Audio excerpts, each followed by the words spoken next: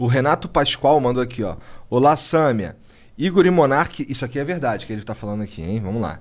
Igor e Monark negam a política. Acreditam que o serviço público é ruim e o privado é bom. Precisamos falar do papel do Estado na sociedade e trazer exemplos de instituições públicas que prestam serviços essenciais e infinitamente melhores do que o poder privado. Bom, a minha questão com o público e com o privado é a seguinte. Na lógica que a gente vê... Vamos lá, vamos usar o Correio como exemplo. O Correio não é um bom exemplo, deixa eu ver. Mas tu não manda um servidor público embora porque ele tá fazendo um trabalho médio? Tem mecanismos de análise, de fiscalização sobre o trabalho dos servidores, que são processos administrativos ou sindicâncias, né? Que você tem uma avaliação sobre... Às vezes ele não está tendo um trabalho idôneo, às vezes ele está tendo uma postura inadequada para um serviço público. Então, já existem mecanismos. Talvez você me diga... A prática não é isso que acontece. Eu conheço poucos casos de pessoas assim. Eu conheço algumas pessoas que já sofreram... Por exemplo, eu sou licenciada, mas trabalho na Universidade de São Paulo. Conheço algumas pessoas que passaram por esse processo. Só que, de fato, o desligamento do serviço público precisa ser um elemento muito profundo contra o patrimônio público. São as regras do jogo para o qual a pessoa foi avaliada, porque ela passou por um concurso, não está ali de gaiata, ela estudou, ela se esforçou, passou por um concurso. Então, qual é a lógica do servidor público? Ele carrega uma memória e uma habilidade para desempenhar o papel dele, que uma lógica rotativa de trabalho não possibilitaria. E ele tem responsabilidades com... Estou falando o conceito, né? E ele tem responsabilidades com o Estado, com o poder público, com a população, que também exige que tenha essas condições de estabilidade. Estabilidade, para mim, é isso. Porque se não tem estabilidade... Por exemplo, essa pessoa é concursada, ela trabalha ali numa máquina pública. Se não é ela, alguém vai ter que trabalhar ali. E da forma patrimonialista, como é o Brasil, vai ser um indicado do político. Esse é um problema, sem dúvida. E aí é muito pior, porque daí se ela não fizer o que o cara quer, seja para ele, seja ideologicamente, seja sei lá o que o cara não quiser, ela vai ser mandada embora. Ou o contrário, ou ela foi colocada ali para fazer o que o cara quer. Por isso que eu defendo o serviço público e os servidores públicos. E se não fosse público? E se não fosse público? O Correio, no caso, né? Então, o Correio tem um cara que chama, que inclusive seria assim, dando sugestões para vocês trazerem. Galo, não sei se vocês ouviram falar dele já. Ele tem um grupo que chama Entregadores Antifascista, que ele é entregador, como muitos jovens são, de iFood, etc. Só que ele é um entregador militante de esquerda e ele traz um debate muito legal sobre o que querem fazer com os Correios. Eles querem transformar numa empresa de entregadores, de entrega como essas empresas... Quer transformar a Amazon, né? Ou numa Amazon, ou mais. Tem como você ir um passo além da precarização do trabalho. Que são essas empresas de aplicativo como Log. Você acha que isso é precarização do trabalho, Sâmia? Cara, eu Sério acho. mesmo? Ixi, nós vamos longe agora, hein, Sâmia? Agora a gente... Podemos ir. Ô, tu já votou aí no bagulho? Votei, obrigada, gente, tá tudo certo. Acho que era... Porque os caras trabalham muitas horas. Todo mundo trabalha, mano. É a vida real. Não, velho. trabalhar muito não tem problema. To the jungle, tá Sim, ligado? trabalhar muitas horas é ok. Mas eles ganham muito pouco. Eles são bloqueados de uma maneira completamente arbitrária. Bloqueado do aplicativo. Do aplicativo. Trabalho, não tem muita regra. Tipo assim, eu tô sendo bloqueado. Por que você tá me bloqueando? Não tem uma regra, não tem um A gente sente isso um pouco no contrato YouTube, mínimo. né? É tipo isso, exatamente. As regras do jogo. E as regras não são justas e poderiam ser. Não sei se são, porque na empresa, se eu quiser demitir um funcionário porque eu quero, eu demito. Foda-se. É isso. E a consequência que isso traz para a pessoa, para sua empresa, não é um elemento que não é levado em consideração. Sobre essa lógica. Não, às vezes, assim, sobre essa lógica, assim, se é qualquer pessoa assim, eu vou querer demitir alguém só se eu tô sentindo que ele vai prejudicar a minha empresa e que ele não faz mais sentido, aí eu vou querer demitir essa pessoa. Ok, mas faz parte de construir uma empresa, ser dono da empresa, você ter o direito de você demitir quem você quiser, porque você não tem como você ser dono de uma empresa e ter ficado justificando todas as suas ações para os seus funcionários, né? Assim que a empresa funciona, não funcionaria. São critérios mais arbitrários que podem ser, inclusive, critérios pessoais. Vou demitir porque eu não vou com a cara da pessoa. Aí eu tenho... Porque eu acho que precisa ter um tipo de regulamentação do mercado de trabalho. Não pode. Se você fizer isso, você mata a empresa. Como que o cara não vai...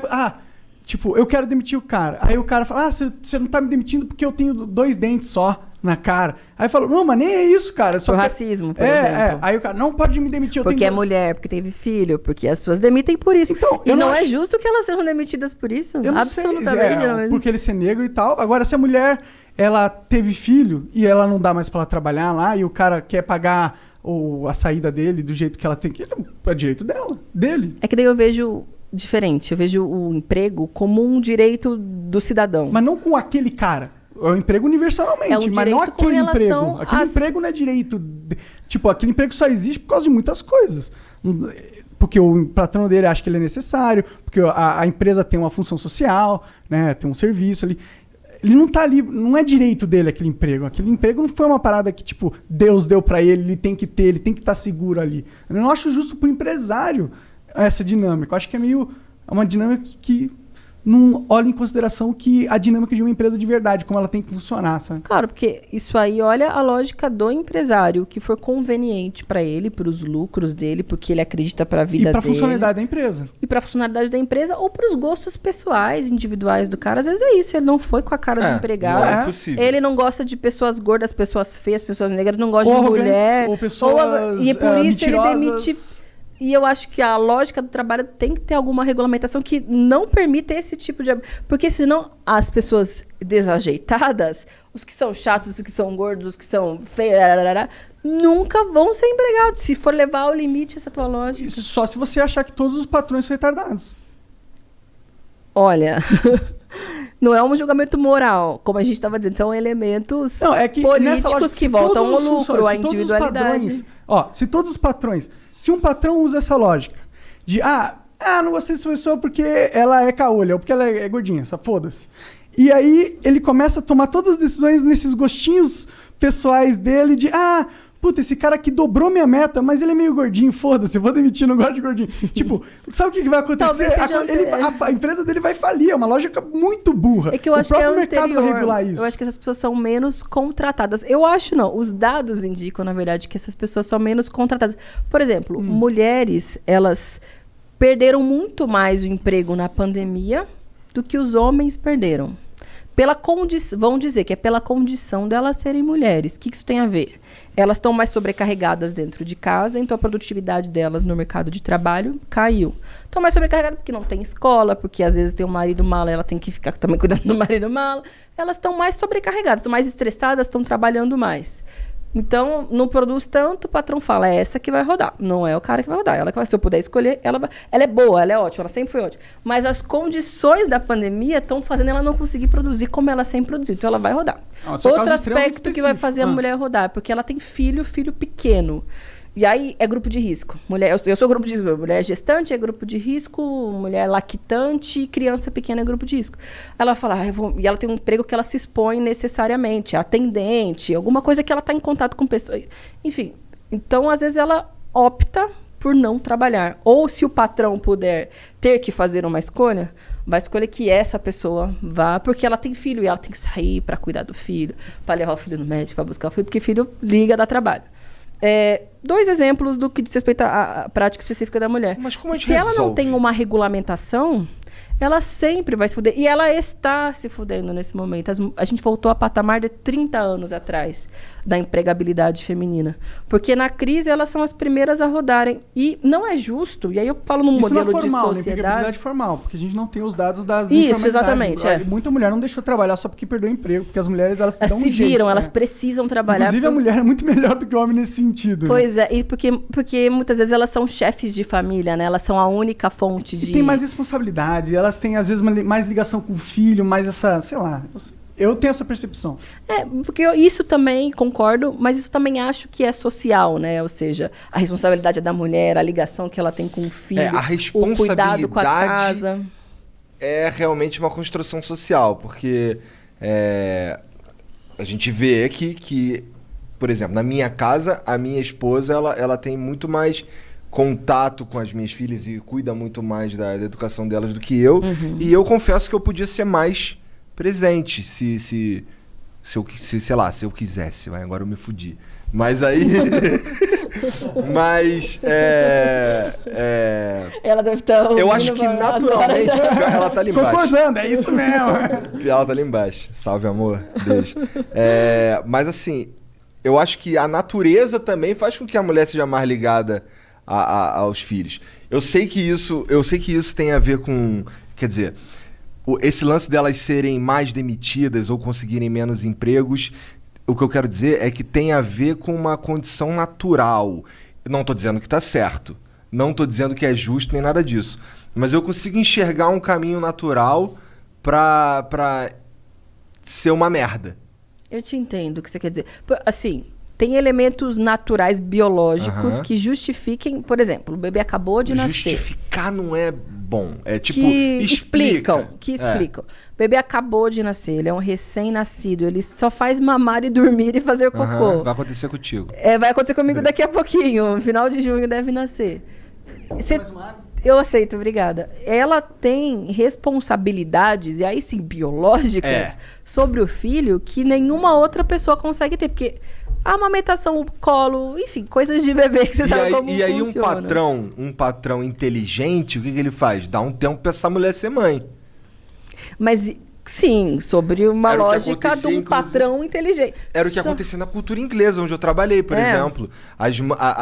Uma professora, ela era mãe, ela ficava... Eu não lembro exatamente quanto era o tempo que ela, por lei, podia ficar. A cultura inglesa ainda dava mais uns meses em cima. Entendeu? Então era CLT, imagino que você trabalhava. Era CLT. E as pessoas, não sei, elas eram felizes de estar ali. Eu acho que o cara tá feliz de trabalhar ali... Porra, eu sou grato pra caralho com o inglês. Eu acho que foi um lugar muito foda de trabalhar. E eu via como as pessoas eram tratadas e eu gostava do jeito que as pessoas eram tratadas. Cara, mas você sabe que uma pessoa que fala assim com você, com alegria sobre como era o local de trabalho, como era a relação com o patrão, não é recorrente, é raro. Eu sei. A maioria vai dizer... É o que está acontecendo com as mulheres hoje. Eu fui demitida porque eu engravidei. Meu filho nasceu, eu não consegui retornar para o local de trabalho porque eu preciso sair mais do meu trabalho, porque se eu não sair, meu filho vai morrer. E para uma mãe isso é um desespero absoluto. E o patrão não vai entender porque vai prejudicá-lo, como você disse, prejudicá-lo de alguma forma. Isso explica. Por isso que eu acho que tem que ter regulação. Entende? Só que tem dois porque fatores. senão esse setor, a mulher, falo da mulher, mas deveria falar dos negros, enfim, dos setores vulneráveis, sempre vão se ferrar. E aí só vai conseguir ter emprego o cara que tem uma visão de que, por ser biológico, natural, quando nasceu, vai ser sempre biológico, natural e responsabilidade da mulher. Porque você fala, eu poderia fazer mais. Faço algumas coisas, mas eu poderia fazer mais. Tem homem que não faz nada, assim, que é tudo a mulher responsável por limpar, cozinhar, cuidar do filho. Às vezes até mesmo trazer comida para casa, né? Trazer dinheiro. Tem pais que só vão embora, vai comprar um cigarro e nunca mais volta. Tem que nunca registra. A realidade é brutal mesmo para a mulherada. Então, ela vai ser mais vulnerável. É um caminho. Mas aí como é que a gente obriga? Mas sabe um ponto, ó? A cultura inglesa é uma puta empresa gigantesca. Eles podem se dar ao luxo de fazer isso, até pagar mais tempo para a pessoa. Mas não é necessariamente a mesma condição de todo mundo. Por exemplo, o cara tem uma vendinha de bairro, tá ligado? E aí ele consegue pagar uma funcionária, tá ligado? Que é para cuidar da vendinha lá. Certo. E ele não tem, e aí ele tem o dinheiro que ele paga as contas dele. Tu tá bem, Sam? Que tu tá meio ofegante? Não é normal, tudo bem. Tá bom. Tô obrigada. Tá. E aí ele consegue pagar essa uma funcionária. E aí ela fica grávida. E aí por, 4 meses ela não vai poder aparecer lá. O que ele faz? Ele não tem dinheiro para contratar uma outra funcionária e o Estado tá obrigando a ele a manter a funcionária lá. Minha mulher mandou aqui, ó, se fudeu. E o Estado obriga ele a manter lá. O que esse cara faz? Ele pede falência, ele pede um empréstimo. É o ônus do... Porque eu concordo que não dá pra você deixar a mulher sendo o elo mais fraco dessa equação porque a natureza deu essas cartas para ela. Eu acho que, como sociedade, a gente tem que justamente entender a natureza é essa, mas nós somos uma sociedade, nós vemos que a natureza é essa e, portanto, temos o dever de fazer algo em relação a essa natureza. É por isso que a gente cria hospitais e colégios e eu concordo. Só que eu não concordo que esse ônus deveria ficar na mão do empresário. Eu acho que deveria ficar na mão do Estado. Entendeu? Já que há o Estado. Já que há o Estado, exato. Cara, mas aí a gente concorda. Eu acho, principalmente se tratando do pequeno empresário, do comerciante, ele no momento de crise ou de problemas financeiros, é o papel do Estado socorrer, porque, principalmente se ele for do setor produtivo, que é mais ou menos o que eu defendo para agora, o que está acontecendo nesse exato momento com o país na crise, uma quebradeira lascada, vários comércios fechando, lanchonete, etc. Empresas de anos falindo. Puta, com aqueles funcionários que estão lá há décadas e o cara quer manter o cara ali, mas ele não está conseguindo. A realidade não permite. É papel do Estado, seja ter um regime fiscal, ou seja, abatimento de imposto, nem que seja momentâneo, criar condições para o cara sobreviver. Linha de crédito, pagar uma parte do salário do seu funcionário e você entra com a outra parte. Isso aí até que a gente conseguiu aprovar, mas foi para um número muito reduzido de funcionários no Brasil. Tem que ter esse papel, porque o cara, às vezes, ali, ele é só vítima de um momento de crise que as pessoas estão consumindo menos. Então, acho que sim. Aí a gente... Sim, é porque a gente pega, às vezes, fala um empresário, mas o empresário... hoje em dia todo mundo é empresário, tá ligado? Hoje em dia você tem que abrir um MEI, você tem que dar seus pulos, tem que ser empreendedor, porque tá difícil, não tem tanto emprego assim. E esses são empresários também. E aí se o Estado pega e passa uma lei para todos os empresários, uma lei que eu entendo que é importante proteger o funcionário, mas... O empresário é importante. Ele é um ser humano normal. Às vezes ele ganha a mesma coisa que um funcionário, entendeu? Eu não Só que tenho ele tem outra uma função. endemonização. Tem sim, tem não sim. Tem. Do do pequeno empresário, do comerciante. Até porque eu acho que são pessoas que estão no setor produtivo, ou seja, elas geram emprego, geram renda, estão ali construindo o seu negócio. O problema acho que está nas grandes empresas, nessas que são mais concentradoras de renda e de riqueza. E geralmente elas são as que mais exploram quem está produzindo a riqueza para ela. E essa lógica precisa ser repensada. E a segunda, acho que além da responsabilidade do Estado ser de socorrer esse pequeno no momento de crise, e geralmente socorre banco, socorre empresário grandão e não a turma pequena, o Estado também pode ser gerador de emprego. Talvez aí eu acho que daí você discorda, você já fez uma careta. Eu discordo. Não, mas tudo bem. É que eu acho que... Sabe qual é o problema do Estado ser gerador do emprego? E a gente volta na pergunta do cara com Tá rapidinho. A gente já esqueceu. Não, tem a ver com isso. Tem a ver com isso, entendi. Papo de serviço público. O problema é que... Sabe aquela coisa... A empresa visa lucro. E isso é ruim. Mas também não é tão ruim, na minha visão. Eu acho que visar o lucro, ele cria uma lógica pelo qual uma empresa pode operar no mercado e ser funcional. Quando está atrelado ao Estado, não tem essa lógica de lucro. Aí você tem certas empresas que eu acho que não funcionam sem a lógica de lucro. Entendeu? Porque sem a lógica de lucro, você não vai acabar investindo, não vai ser competitiva. Porque quando você tem uma empresa no mercado que não tem a lógica de lucro e tem uma empresa no mercado que tem, a que tem acaba se desenvolvendo mais, se tornando mais competitiva, porque ela é... Porque ela precisa ganhar desse cara. E ela também não tem o Estado, é outro problema de uma empresa estatal, bancando infinitamente as contas dela. Ela não pode dar prejuízo 3 anos seguidos, porque senão ela quebra, ela deixa de acontecer. E a partir do momento que você tem uma empresa que não visa o lucro e que não pode quebrar, eu acho que não é uma receita para você maximizar a produtividade dessa empresa. Pelo contrário, é uma receita para você ter uma empresa ineficiente em alguns setores que se salvam, que são segurança. Que você imagina você colocar a lógica de lucro numa prisão. Você salva sendo o Estado sendo o controlador. Porque imagine você colocar uma lógica de lucro na prisão. Você vai querer prender mais pessoas, que quando mais pessoas você tem preso, mais dinheiro você ganha. Mas isso dá para fazer também. Em alguns lugares já se faz. Nos Estados Unidos é feito isso. E querem fazer isso com o Brasil. Então, isso também. Eu acho um absurdo. Esse é o outro extremo da parada. Que eu acho que o Estado tem que ter. Porque é bom ele não ter uma lógica de lucro quando o objetivo é prender pessoas, a função do sistema da empresa, no caso, né? Porque a prisão não é uma empresa, mas poderia ser. Pode cair nessa lógica. Exato. Por isso que eu não acho que o modelo de empresa funciona na prisão. Educação também não acho que funciona, porque você tem que dar educação para todo mundo. E se você tem pessoas... As pessoas que mais precisam são as pessoas que não têm dinheiro para pagar a educação. Então a lógica da educação funciona muito da empresa. E não tem problema se a gente tiver prejuízo na educação para sempre. Se tá todo mundo bem educado, isso não é realmente um prejuízo. Saúde. Se for pelo agora o que está acontecendo na pandemia, se a saúde se mover pelo lucro e se move, né? Sim, infelizmente. Porque eu gosto do SUS, só não gosto do jeito como ele acontece. Porque tem... eu acho que o jeito que o dinheiro circula acaba facilitando desvio, filha da putagem, golpe no respirador. Mas isso é um problema de todos os sistemas. Sim, não é só do SUS. Então, é de todo mundo. é o que eu tô. É que assim, não é que eu não goste que exista um sistema de saúde pública.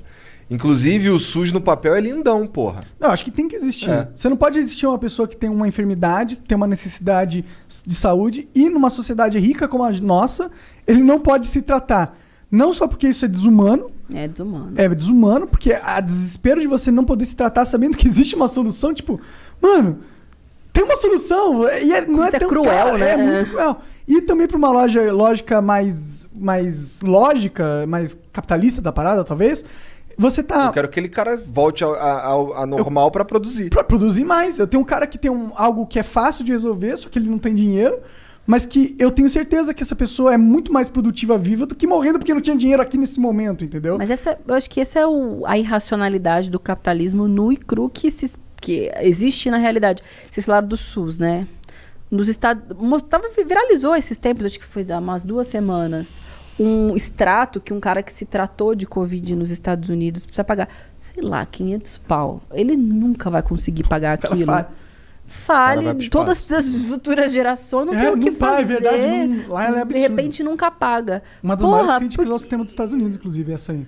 Como o cara tem de ter tido Covid, ainda que, sei lá, possa ter alguma coisa da postura individual, ele não pode se tratar porque ele não tem grana. Então, o limite, para mim, dessa lógica do capital é decidir quem pode morrer e quem pode viver. Sim. Ou quem pode ter escola, quem não pode ter escola.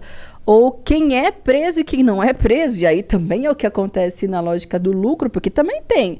É uma galera que tu tá mesmo que não seja ganhar por preso, né? Que talvez ainda não estejamos nesse nível. Lá nos Estados Unidos eu sei o que acontece. Totalmente isso. Nesse nível. Mas você tá tirando um exército de jovens, em sua maioria negros, porque o Estado botou eles naquela condição. Estado capitalista, da forma como ele se organiza. É que você não põe não é culpa do capitalismo, Sam. Isso é culpa do sistema carcerário. Certa, porque não sabe o que fazer com eles, porque não quer dar oportunidade para eles e mete no sistema por qualquer besteira, como às vezes um porte de drogas. E é por isso que eu acho que a responsabilidade do Estado, esses direitos que você mencionou, eu concordo. Mas acho que para outros elementos também. Eu vejo o emprego como um direito que... Aí a gente já... Sim. Não, Samia, volta pro meu lado, Samia. Bom, e aqui o Renato ele fala que existem serviços públicos que são infinitamente melhores que o privado.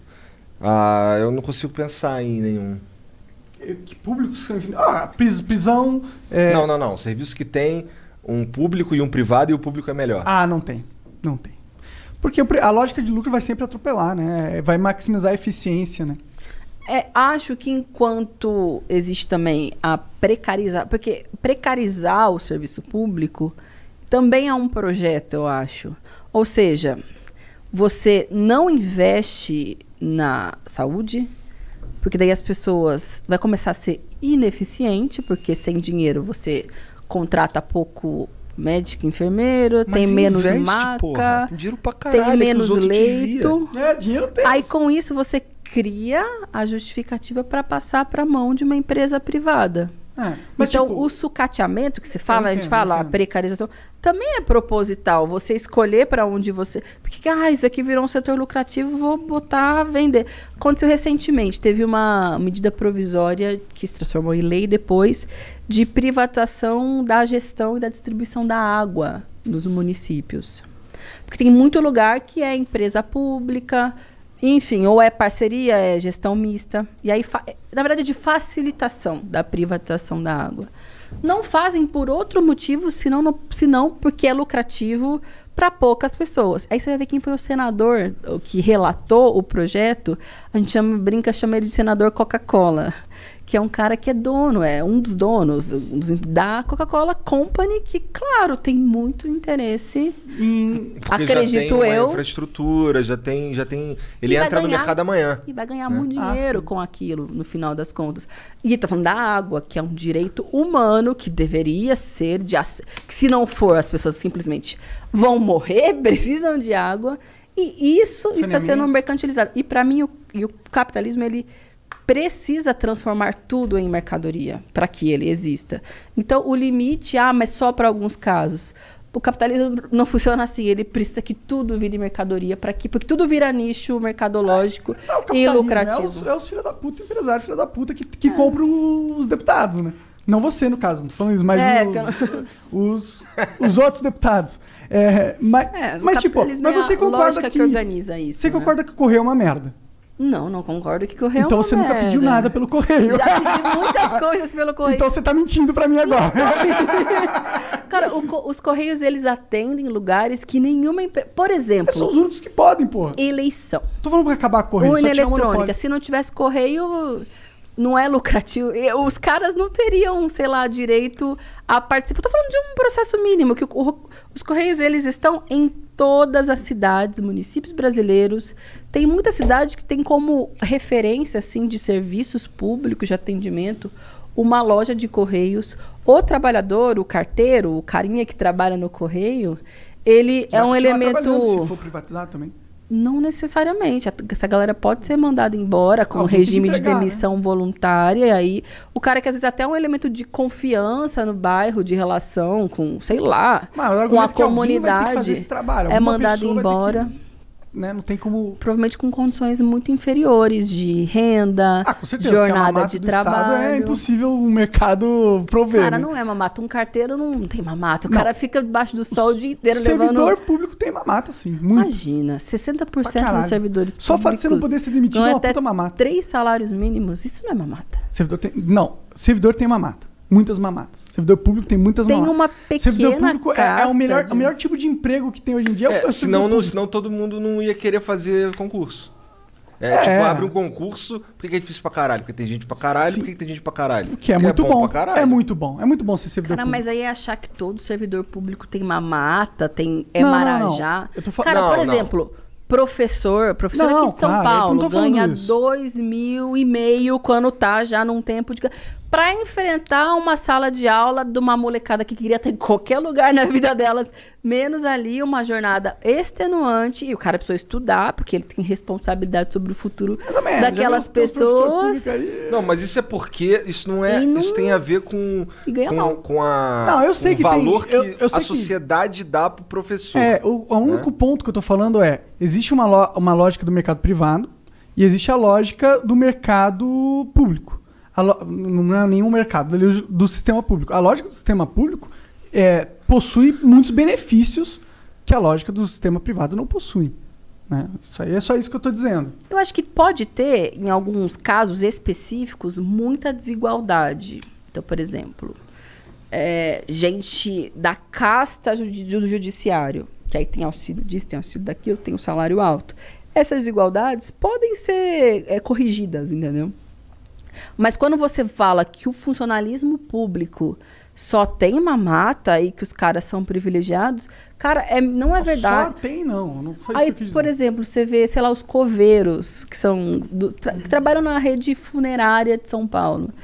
Os caras ganham, sei lá, R$1.000, R$1.200, com um trabalho duro, que agora estão trabalhando, infelizmente, ainda muito mais, se expondo à Covid, a tudo.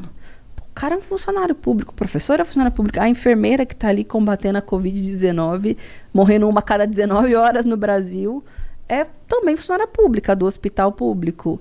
O cara que está limpando a rua é funcionário público. Então, não é verdade. O funcionário público é um trabalhador que tem jornada de trabalho de 8 horas, que tem um salário baixo, em sua maioria, que sustenta a sua família dignamente e que presta um trabalho para a população. Claro, é muito importante o papel de vários funcionários públicos, caralho. Mas não dá para negar que o sistema público hoje em dia, ele tem uma lógica que é irreal, assim, sabe? Ele proporciona benefícios que só não fazem sentido até pro próprio sistema público. Causam distorções no funcionamento, causam ineficiências. E a gente não tá falando não estamos falando do cara que é a base. Estamos falando do cara que tá nessas castas. Mas sabe? mesmo a base tem um pouco de benefícios que não se vê no mercado privado. Isso para mim é um fato, assim, sabe? E eu entendo que se o carteiro... Foi por isso que a gente chegou nesse ponto aqui. É verdade. E eu entendo que se o carteiro entrar no sistema privado, ele não for mais... Ele vai perder esses benefícios. E eu imagino que eu gostaria também desses benefícios. E eu imagino que por isso é pior. E é claro que eu acho que qualquer funcionário que tinha uma função pública e agora tem a mesma função, só que no privado, ele vai preferir a função no público. Eu acho que é isso.